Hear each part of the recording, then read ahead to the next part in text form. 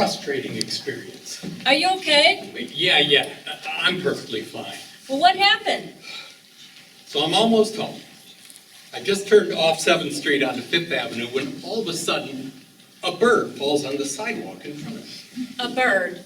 Yeah, a baby bird. He must have fallen out of a nest in the traffic light. I could see twigs and leaves sticking out of the hole on the top of it. If it happened a second later, I would have stepped on it. Was it dead? No, it seemed fine, but it couldn't move. It looked like it had been born like an hour ago. Didn't have any feathers, and I don't even think it could open its eyes. It was just sitting there squirming on the ground. Oh my gosh. Yeah, so what am I supposed to do? I stopped, and I'm just standing over it. People are everywhere, so I got my hands out directing them around like a traffic cop or something. But people probably thought something was wrong with me. You know, kids came up and asked me what I was doing until their parents dragged them away. One kid even asked if I was doing a TikTok challenge. Well, could you just put it back in its nest? No, that's the thing. The light pole is too tall. I can't even come close to reaching the nest. I thought about just pushing it off to the side with my foot, but I'm at the corner of 7th and 5th. Where am I going to put it? It's just going to get stepped on or eaten by a dog or die of starvation or something. What about calling animal control? Yeah, I tried that. I got a voicemail saying they close at 5 p.m. and given an after-hours number. So I called that number, and of course, they close at 5 p.m. too. So I left a message, and no one ever got back to me. You know, I feel a little weird about this, but eventually I even called 911. Remember I told you I used to do that to complain about loud neighbors, and they said you can call with non-emergencies as long as you let them know that up front. Yeah, how'd that go? I'm probably going to get arrested. Hello, police. I'd like to report a bird that fell out of its nest. Send help, and you better call in the FBI while you're at it. Well, the woman was not happy. She said she'd pass along the information to, I don't know, somebody, but she didn't even ask what cross street I was at. I'm sure she didn't tell anyone. Well, what about Oh, and I looked up the nearest animal shelter, but it's over on the west end, and naturally it closes at 5 p.m. too. You know, I even called the animal hospital on 6th Avenue, and they clearly couldn't help. They just told me to keep trying animal control. So here I am, standing there for like 10 minutes directing traffic, calling half the city looking for help, and I have no idea how to help this thing. You think Bill Gates would be paralyzed not knowing what to do? He'd probably call for a helicopter to fly the bird back up to its nest. Sam, why are you getting so upset about this? It's just, in Afghanistan, if I needed anything, the entire 2nd platoon had my back. I would just tell my lieutenant, and we would fix whatever the problem was. You know, it's funny, but we used to stop dead in our tracks at intersections all the time. Remember the story about the improvised explosive devices I wrote you about? Well, when our unit was on the move, the most stressful part was figuring out how to avoid them. The worst was getting to an empty intersection. It was filled with locals, and then we knew it was safe. But if it was deserted, it was a big red flag, and we had to stop. We would run through a 10-step checklist before we could cross it. Review maps. Visual inspection for signs that something was buried. Scan it with metal detectors. Assessment of alternative routes. My job was to look for suspicious visual markers, you know, like rock piles or something that would tip off the locals to avoid the area, or could be an aiming reference for the enemy. Every soldier had his task, and we trained to run that checklist in exactly 30 seconds. The worst you could do is just wait there like a sitting duck. And if no one said to stop in 30 seconds, then you trusted that everything checked out, and you just went. So here I am 6 months later, stopped at another intersection. And this time I'm standing there for like 10 minutes, paralyzed by a baby bird, and no one can help me. Sam? So if there's any bombs at the intersection of 7th and 5th, well, I'm your man, I got you covered. But if there's a bird on sidewalk, I'm sorry, I can't help you out. Yeah, I get that. It just triggered all the frustrations I've felt since getting back here.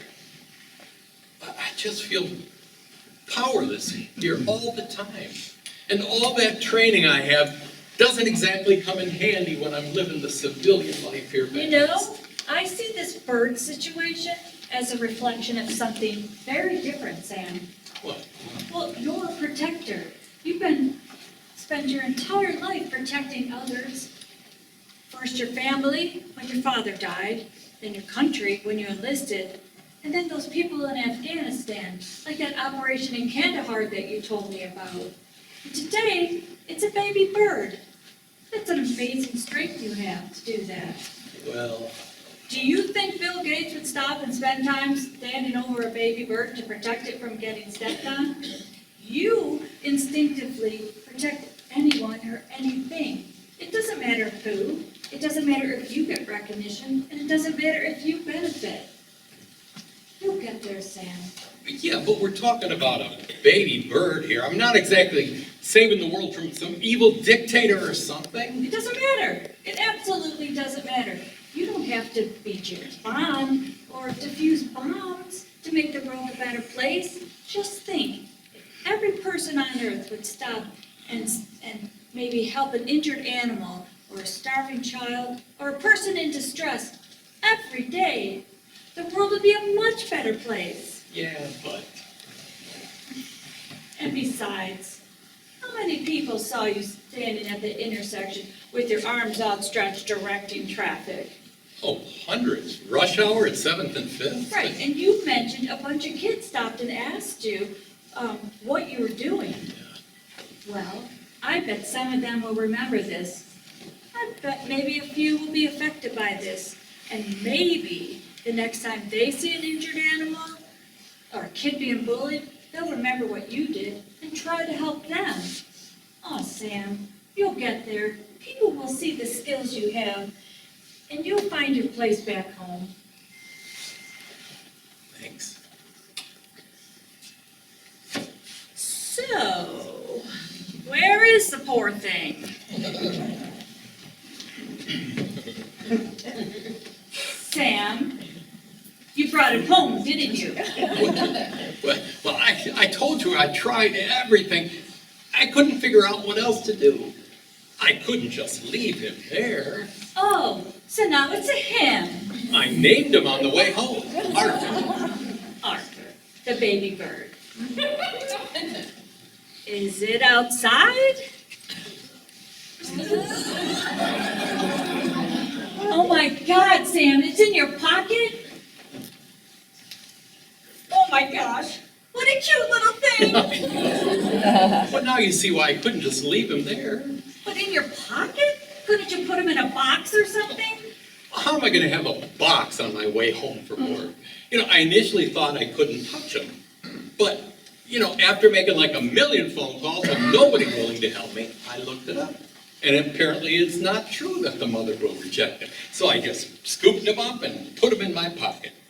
I figured that would be the best place for him until I could figure out what to do. It's soft and warm. Oh my gosh, what are we going to do? Well, we can't keep him here. In fact, from what I read, apparently it's illegal to bring a wild bird home. So apparently I'm definitely going to get arrested. You know, unless we can find an animal shelter or something that's open at night, we've got to get him back in his nest. I was thinking that... Our ladder! Exactly. Right, you go get the ladder. No, wait, I'll get it. You've jostled it around enough already. Arthur. Right, Arthur. You've jostled Arthur enough already. Is that ladder still in the storage shed? Yeah. Oh, do you think we should feed it or get him a drink or something? I'm pretty sure we don't have any baby bird food in the kitchen. This all happened like an hour ago, so I think he's fine. We just need to get him back in his nest, hopefully before his mother comes home. Oh. Okay. Oh, I got an idea. I will call Lucy and see if she could meet us at that intersection. Maybe she could help us direct traffic or hold the ladder steady. Good idea. Thanks. Oh, are we even allowed to put up a ladder on the pole at that intersection? Oh, never mind. You've broken so many laws today. What's one more? Oh, and Sam, remember when I said the good person you are and how your protective instincts might rub off on other people? Yeah.